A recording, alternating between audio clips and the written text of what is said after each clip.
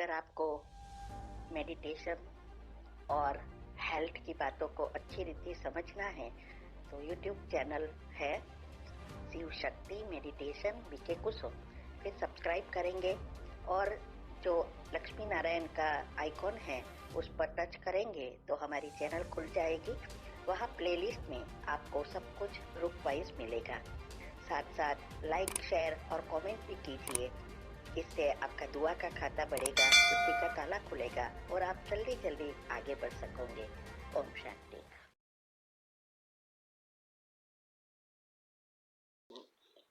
ओम शांति।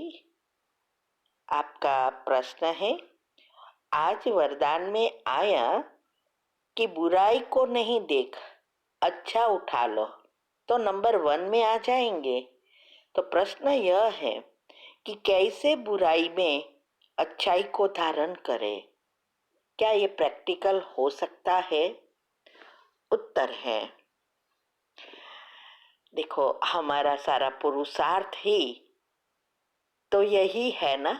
कई बार मुरली में आता है कि गुण ग्राही बनो, अर्थात हर एक के गुण चेक करो, ग्रहण करो, क्योंकि हर एक आत्मा में भले कितनी भी बुराइयां हो लेकिन उसके ओरिजिनल संस्कार 7 गुण हैं, उसके अनुसार कोई ना कोई गुण भी होता ही है।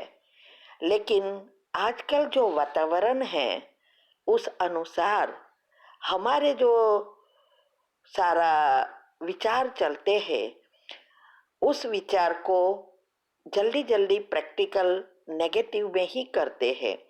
इसीलिए हमें उसकी बुराइयां दिखाई देती है, अच्छाई नहीं दिखाई देती।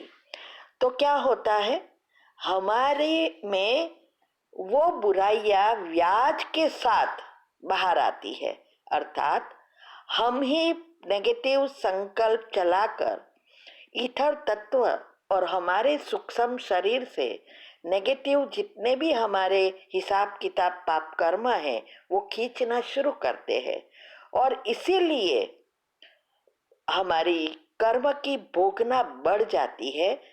तो हमें नंबर 1 में आने की जगह 33 करोड़ के कहा न कहा एंड में आ जाते हैं।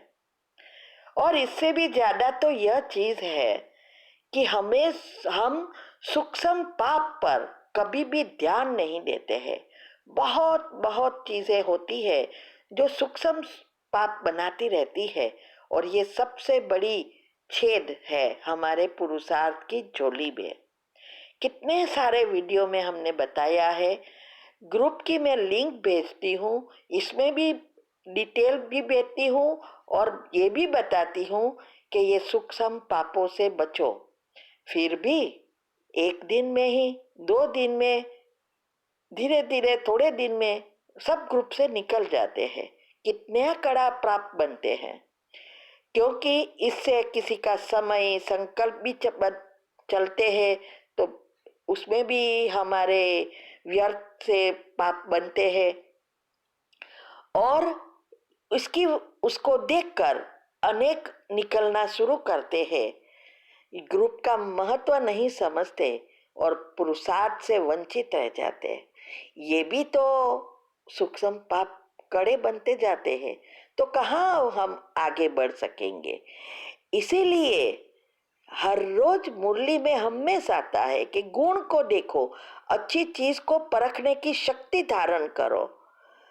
तो हम दूसरों को तो कह सकते हैं लेकिन खुद कुछ नहीं कर रहे हैं।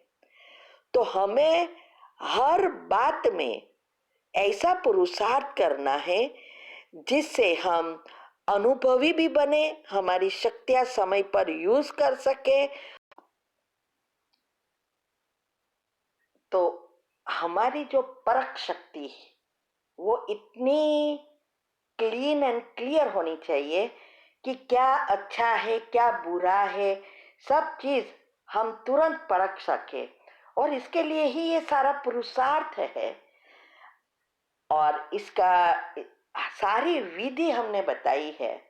तो पहली चीज यही है कि योग की पहली अवस्था और दिनचर्या मनचर्या सेट करना और 8 ग्रुप का रोज करना। गृहस्थ में रहते सब कुछ युक्ति युक्त करना है। इसीलिए कहा कि धीरज हमारा सबसे बड़ी शक्ति है। तो जो भी बातें आती है, जो भी सिचुएशन आती है, वो सब ये सहनशीलता का पाठ और धीरज का पाठ पक्का कराने के लिए ही आती है। इसीलिए कहते हैं कि जो हो रहा है वह अच्छा है और जो होना है वो और ही अच्छा है। लेकिन इस बात को, इस स्लोगन को कहाँ यूज करना है, ये अच्छी रीति समझना पड़ता है। वो समझ तभी आएगी जब हम परख शक्ति की हम उसका उपयोग करके बातों को समझ सके। जितनी आपकी बुद्धि क्लीन एंड क्लियर होगी, शुद्ध पवित्र होगी, उतनी आपकी ये अवस्था इतनी श्रेष्ठ बनती जाएगी जो हर बात में हम परिवर्तन कर सकेंगे। और इसके लिए ड्रामा का पाठ और कर्म की गुह्य गति, ये दोनों इतना पक्का होना चाहिए कि कोई भी हमारे सामने सिचुएशन आए, तुरंत हमें अंदर से समझ आ जाए, अंदर से ही हमारी बुद्धि चलने लगे कि भाई ये जो कुछ आया है मेरा ही पिछला कर्म है। अभी उसके लिए हमें उसको कैसे खत्म करना है और पुण्य का बीज बोना है, कर्म को संबंध में परिवर्तन करना है। इसके लिए फुल स्टॉप लगाकर उस आत्मा के लिए अच्छा अच्छा सोचना, यही पुरुषार्थ है। तो ये फुल स्टॉप लगाने का पाठ अगर लंबा समय का होगा तो ही हम अंत में अंतमति सुगति के समय सेकंड में फुल स्टॉप लगाकर अच्छा चिंतन कर सकेंगे। इसीलिए आज कहा कि अच्छाई को उठाने के लिए हमारी बुद्धि की लाइन क्लियर चाहिए। बुद्धि जितनी शुद्ध पवित्र होगी उतना ये जल सहज होता जाएगा। इसका भी मैंने टॉपिक रखा है कि कैसे स्थूल बुद्धि से उसको सूक्ष्म या शुद्ध पवित्र बनाकर दिव्य बनाए और उच्च पद के अधिकारी बन जाए। तो यही है कि नंबर 1 में हम आने के लायक बन जाते हैं। घर में रहते ही ये सब कुछ कराना है, तो बुराई को स्टॉप कर अच्छाई को देखना है। ठीक है, ओम शांति। आपका प्रश्न है कि स्लोगन समझना है, विश्व सेवा के तख्त नसीन बनो तो राज्य तख्त नसीन बन जाएंगे, ये समझना है। उत्तर है विश्व सेवा, अर्थात ये सृष्टि परिवर्तन का कार्य भगवान का चल रहा है, उसमें हम हर चीज में सेवा के लिए तत्पर रहे।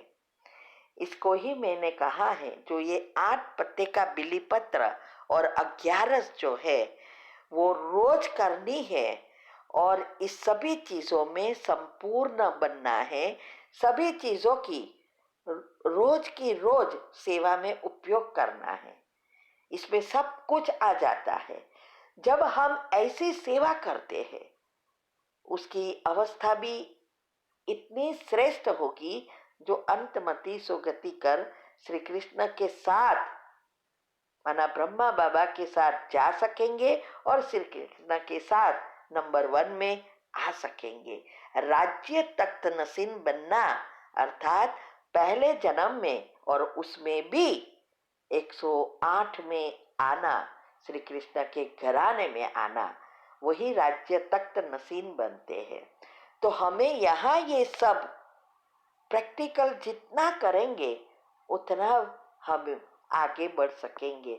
और सारी विधि हमने बताई है, आज के वरदान में भी बता दिया है। अगले प्रश्न का उत्तर आप सुनेंगे तो भी आपको समझ में आ जाएगा। ओम शांति।